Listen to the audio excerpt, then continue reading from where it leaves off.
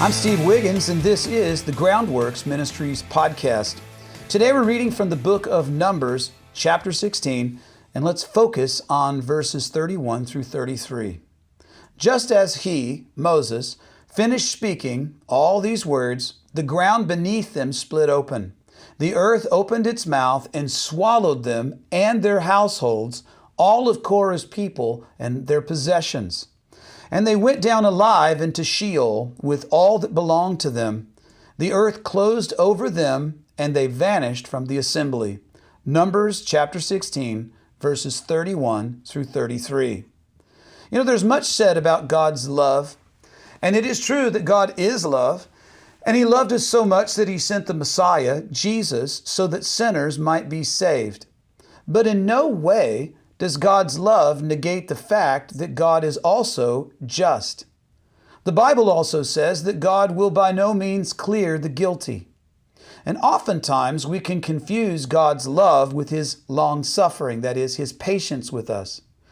That is, when God is slow to wrath, we tend to believe that He either doesn't see our sin, He doesn't maybe care, maybe He's powerless to act, or that His love for the sinner prohibits His chastisement or His rebuke of their sin.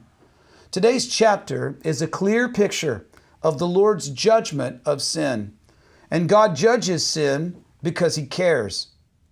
Remember that two things confound a fool: how slow God is to arrive, and then how quickly He shows up.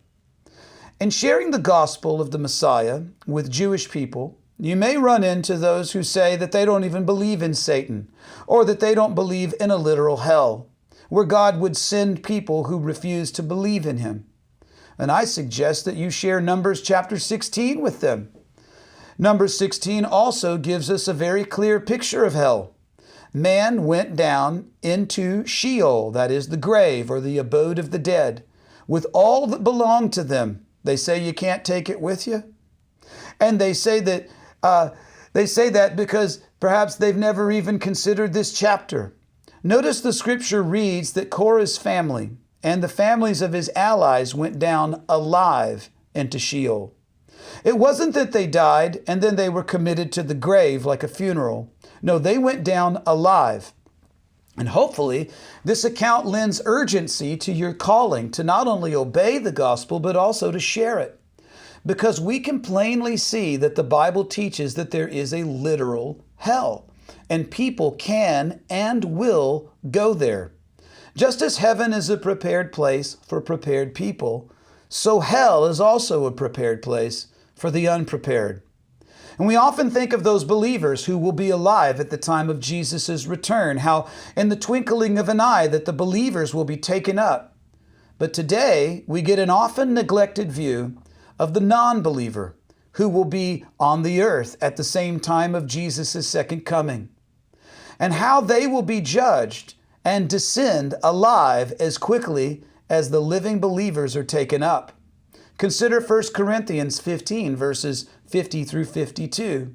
Now I say this, brothers, that flesh and blood cannot inherit the kingdom, nor the perishable inherit the imperishable.